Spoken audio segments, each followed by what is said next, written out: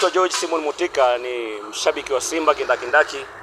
Since day one Simba imeanza nimeijua Simba mpaka leo mimi ni mshabiki wao.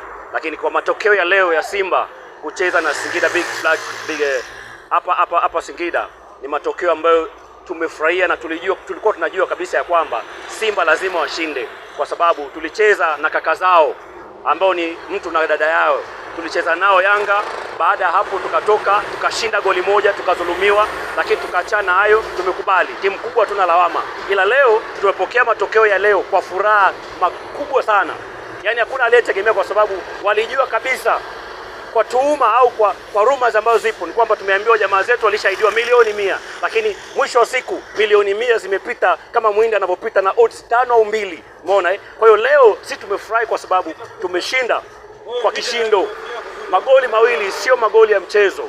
Goli la kwanza na goli la pili. Vile vile nipenda kushukuru benchi la ufundi kuona ya kwamba tunahitaji mabadiliko. Alipoingia Elie Mpanzu alipoingia amemaliza kila kitu mpaka dakika 90 na tumeshinda. Lakini nataka niwaambie sisi hatuna upinzani na Singida Black Star. Tuna upinzani na Yanga Sports Club.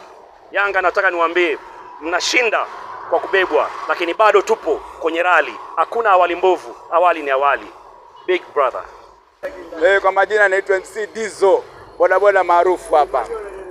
Kwanza mimi nimefurahi. Kwanza mimi sijafurahishwa na mchezo wa leo ambao referee hakuonesha uungwana, hasa kwenye matokeo.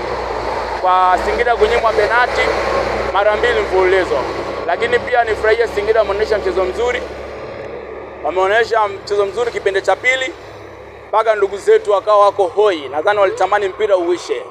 Lakini kama sisi wana Singida tumefurahia mchezo uliochezwa leo, japokuwa tumezulumiwa hasa kwenye penalti. Mshabiki wa Simba kindaki.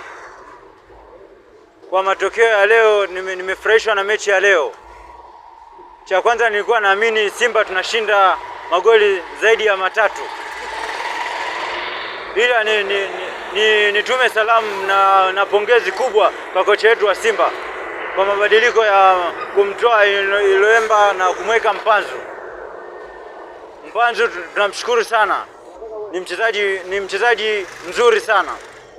Ila Simba tunaendelea kuamini kuwa tunachukua kombe. Na wapinzani wetu nawapa taarifa kuwa lazima tuchukue kombe.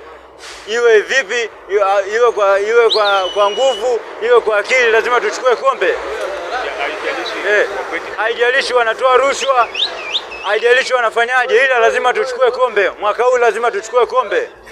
Kutokana na bidii zetu tunazozifanya sasa hivi, kutokana na benchi la ufundi na mpaka wachezaji wenyewe, bidii wanazofanya sasa hivi. Tuwape salamu sana.